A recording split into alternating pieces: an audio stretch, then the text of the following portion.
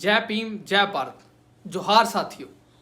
जोहार ਤੁਹਾਡੇ ਲਈ ਇੱਕ ਨਵਾਂ ਵਰਡ ਹੋ ਸਕਦਾ ਹੈ, ਪਰ ਤੁਹਾਨੂੰ ਮੈਂ ਦੱਸਣਾ ਚਾਹੂੰਗਾ ਕਿ जोहार ਸਾਡੇ ਮੂਲ ਨਿਵਾਸੀ ਸਮਾਜ ਦਾ ਇੱਕ ਪ੍ਰਾਚੀਨ ਸਭਿਅਤਾ ਹੈ ਜੋ ਸਾਨੂੰ ਆਪਸ ਵਿੱਚ ਜੋੜਨ ਦਾ ਕੰਮ ਕਰਦੀ ਹੈ। ਸੋ ਇਸ ਲਈ जोहार ਵਰਡ ਦਾ ਇਸਤੇਮਾਲ ਅੱਜ ਕੀਤਾ ਗਿਆ ਹੈ।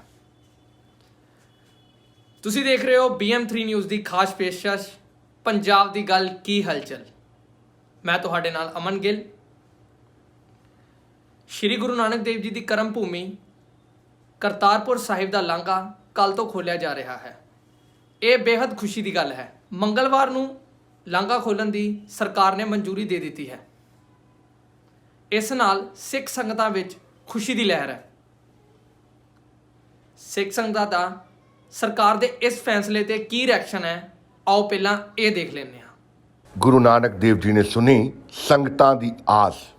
551वें गुरपुरब ते करतारपुर साहब लांघा खोलण नूं केंद्र दी मोदी सरकार तैयार। बुधवार तो रजिस्ट्रेशन शुरू। 19 नवंबर नूं है श्री गुरु नानक देव जी दा गुरपुरब। केंद्र दी मोदी सरकार करतारपुर साहब लांघा खोलण नूं राजी हो गई है। पिछले साल मार्च तो दरबार साहब करतारपुर साहब दा लांघा बंद सी। लांघा करोड़ां नूं लैके बंद किया गया सी। सिख धर्म के बानी श्री गुरु नानक देव जी के 551वें गुरपुरब के मद्देनज़र केंद्र सरकार लांघा खोलण नूं राजी हुई है। पंजाब के CM चरणजीत सिंह चन्नी ने बीते 9 नवंबर नूं करतारपुर साहब लांघा खोलण की अर्ज केंद्र सरकार नूं कीती सी। फिर अकाली दल ते श्रोमणी कमेटी ने भी सरकार नूं लांघा खोलण लई मंग कीती सी, लेकिन सरकार ने इन्हां मंगां नूं कोई तरजीह नहीं दित्ती। हुण BJP नूं क्रेडिट दिवाउण लई सरकार ने लांघा खोलण की मंजूरी दी है। पंजाब कांग्रेस के प्रधान नवजोत सिंह सिद्धू ने करतारपुर लांघा खोलण लई केंद्र सरकार का धन्यवाद किया है।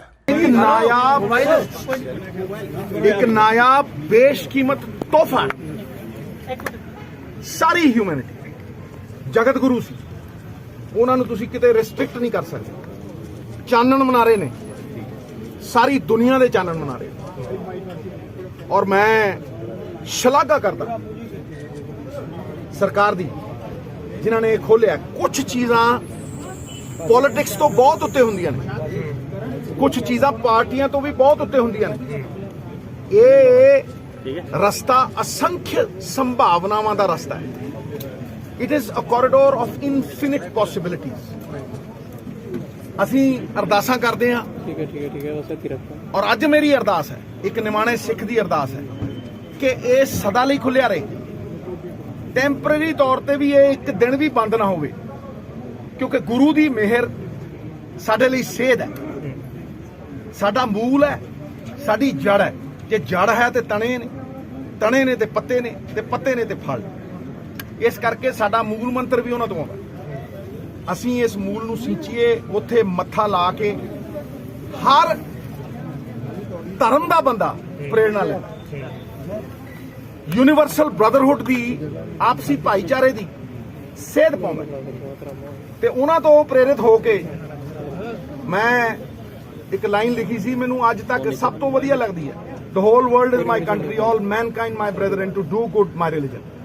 इस करके ये नायाब बेशकीमत तोहफा इहदे लई धन्नवाद करदे हां और आस करदे हां कि ये चानण मनारा ये साडे ਲਈ ਸਭ ਤੋਂ ਵੱਡੀ ਤਾਕਤ ਦਾ ਸਰੋਤ ਕਦੇ ਵੀ ਬਣਨਾ। ਸਿੱਧੂ ਸਾਹਿਬ, ਤੁਸੀਂ ਕਿਹਾ ਕਿ ਇਨਫਾਈਨਾਈਟ ਪੋਸਿਬਿਲਿਟੀਜ਼ ਦਾ ਇਹ ਕੋਰੀਡੋਰ ਹੈ, ਤਾਂ ਤੁਸੀਂ ਸੈਂਟਰ ਗਵਰਨਮੈਂਟ ਤੋਂ ਮੰਗ ਕਰੋਗੇ ਕਿ ਜਿਹੜਾ ਟ੍ਰੇਡ ਹੈ ਉਹ ਵੀ ਖੁੱਲੇ। ਇੱਕ ਗੱਲ ਮੰਨ, ਟ੍ਰੇਡ ਖੁੱਲਾ ਹੈ। ਤੁਹਾਡੀ ਮੈਨੂੰ ਲੱਗਦਾ ਤੁਹਾਨੂੰ ਇਸ ਗੱਲ ਦਾ ਪਤਾ ਨਹੀਂ ਹੈ ਕਿ ਜਿਹੜਾ 34 ਦੇਸ਼ਾਂ ਨੂੰ ਉਜ਼ਬੇਕਿਸਤਾਨ, ਕਜ਼ਾਕਿਸਤਾਨ, ਅਰਮੇਨਿਸਤਾਨ ਉਹਦੀ ਨੋਟੀਫਿਕੇਸ਼ਨ ਹੋਈ ਹੋਈ ਹੈ, ਟ੍ਰੇਡ ਖੁੱਲਾ ਹੈ।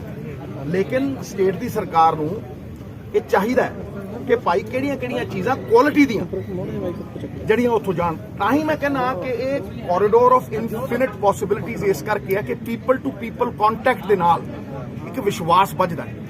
और अगर उहदे नाल तिजारत शुरू हुंदी है तो उहदे नाल एक बोनहोमी दा संदेश जांदा है, खास तौर पर उन्हां लोकां लई जिन्हां कोल पासपोर्ट ने। और मैं एक वड्डी गल करन लग्या, जिहड़ी पोर्ट अथॉरिटी ऑफ इंडिया उन्हां ने पिछली बार 1.5-2 साल पहला ये गल कही सी ਕਿ ਜਿੱਥੇ ਦੂਰਬੀਨ ਲੱਗੀ ਹੋਈ ਹੈ, ਕਿਉਂਕਿ 75% ਲੋਕ ਜਿਹੜੇ ਦਰਸ਼ਨ ਕਰਨ ਆਉਂਦੇ ਆ, ਜਿਹੜੇ ਡੇਰਾ ਬਾਬਾ ਨਾਨਕ ਵੀ ਆਉਂਦੇ ਆ, ਉਹਨਾਂ ਕੋਲ ਪਾਸਪੋਰਟ ਨਹੀਂ ਹੁੰਦੇ, ਔਰ ਉਹ ਜਿਨ੍ਹਾਂ ਕੋਲ ਪਾਸਪੋਰਟ ਨਹੀਂ ਹੁੰਦੇ ਉਹ ਜਾ ਕੇ ਦਰਸ਼ਨ ਸਥਲ ਦੇ ਵਿੱਚ ਜਿਹੜਾ ਟੁੱਟ ਚੁੱਕਿਆ ਹੁਣ, ਉਹ ਉੱਥੇ ਜਾ ਕੇ ਦੂਰਬੀਨ ਰਾਹੀਂ ਬੜੀ ਆਸ ਨਾਲ, ਮੇਰੇ ਤਾਇਆ ਜੀ ਵੀ ਉਹ ਮਿੱਟੀ ਨੂੰ ਅੱਖਾਂ ਨੂੰ ਲਾ ਕੇ ਰੋਂਦੇ ਹੁੰਦੇ ਸੀ ਕਿ ਮੈਂ ਆਪਣੇ ਮਾਈ ਬਾਪ ਦੇ ਘਰ ਕਿਉਂ ਨਹੀਂ ਜਾ ਸਕਦਾ, ਸਮਝਦੇ ਹੋ? ਇਸ ਕਰਕੇ ਉਹ ਵੀ ਉੱਥੋਂ ਦਰਸ਼ਨ ਕਰਦੇ ਆ।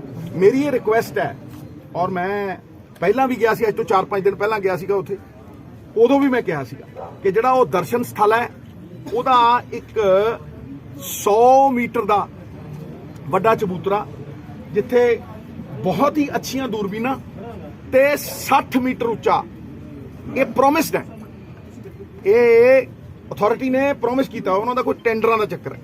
ਪਾਸਪੋਰਟ ਦੀ ਸ਼ਰਤ ਨਹੀਂ ਖਤਮ ਹੋਣੀ ਚਾਹੀਦੀ ਸਰ?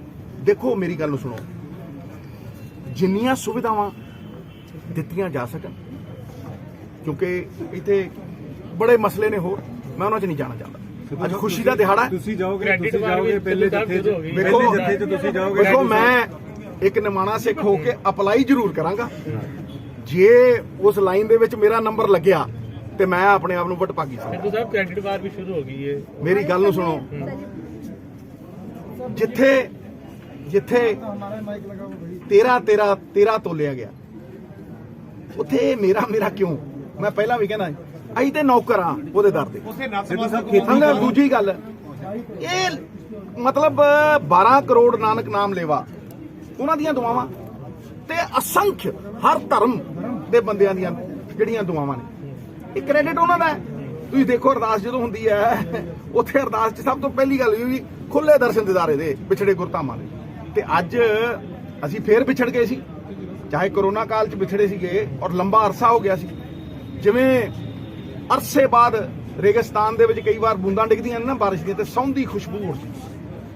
ਅੱਜ ਯਾਰ ਸੌਂਦੀ ਖੁਸ਼ਬੂ ਦਾ ਆਨੰਦ ਮਾਣ। ਅੱਜ ਕਾਂਗਰਸ ਭਵਨ ਚ ਆਏ ਹੋ, ਰੌਣਕਾਂ ਵਾਪਸ ਆ ਗਈਆਂ। ਹਾਂਜੀ, ਗੁਰਪੁਰਬ ਮੌਕੇ ਦੇਖੋ ਮੈਂ ਇਹ ਗੱਲ ਕਹਿਣਾ ਕਿ ਬਾਬਾ ਨਾਨਕ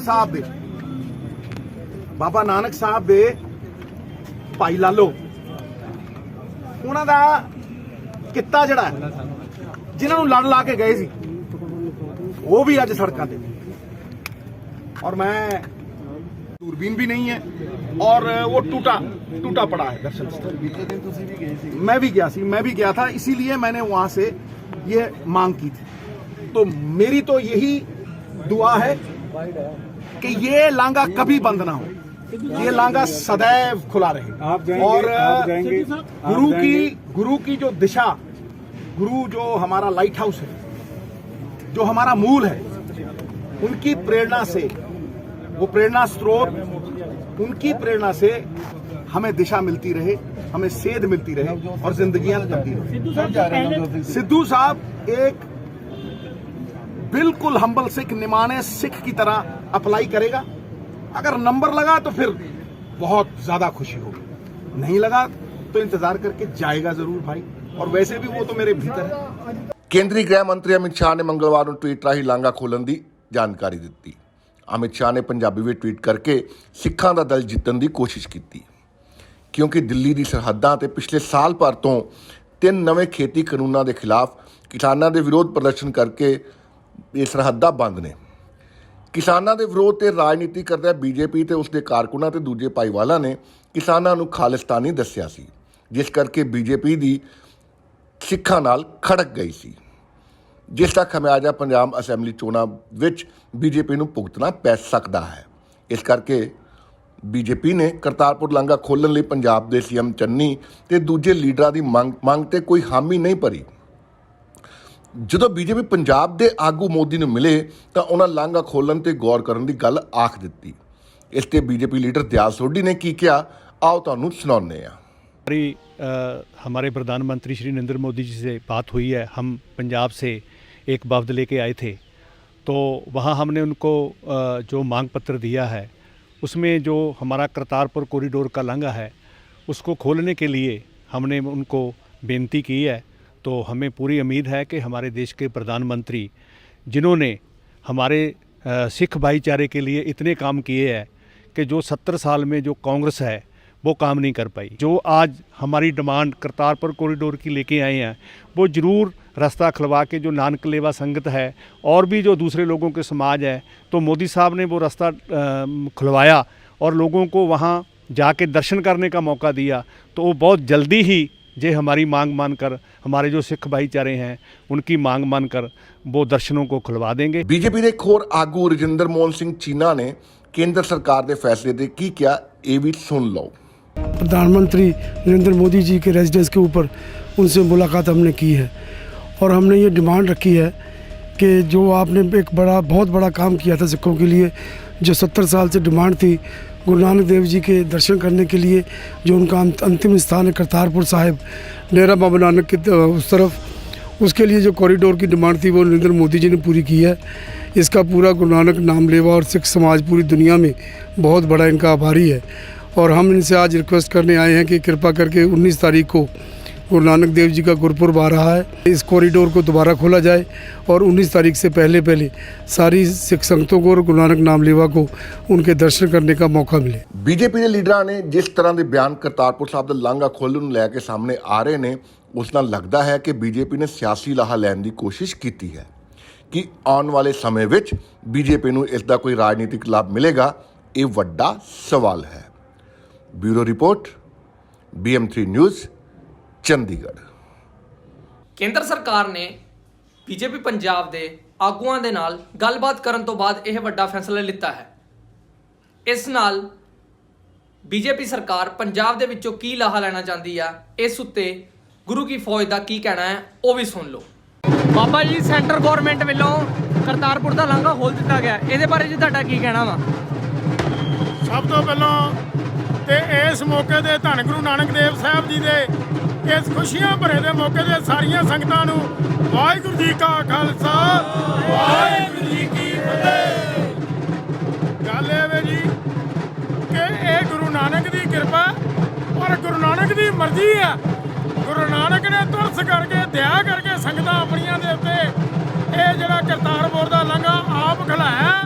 ਫਿਰ ਵੀ ਜਿਹੜੇ ਬੰਦਿਆਂ ਨੇ ਵਿੱਚ ਇਸ ਕੰਮ ਦੇ ਵਿੱਚ ਰੋਲ ਨਿਭਾਇਆ, ਉਹਨਾਂ ਦੇ ਅਸੀਂ ਧੰਨਵਾਦੀ ਆ ਔਰ ਨਾਲ ਹੀ ਅਸੀਂ ਸ਼ੁਕਰਾਨਾ ਕਰਾਂਗੇ ਗੁਰੂ ਨਾਨਕ ਸਾਹਿਬ ਦਾ, ਜਿਨ੍ਹਾਂ ਦੀ ਕਿਰਪਾ ਸਦਕਾ ਸਾਨੂੰ ਸਾਰੀਆਂ ਸੰਗਤਾਂ ਨੂੰ ਆਪਣੇ ਗੁਰੂ ਨਾਨਕ ਸਾਹਿਬ ਜੀ ਦੇ ਦਰਸ਼ਨ ਹੋਣਗੇ।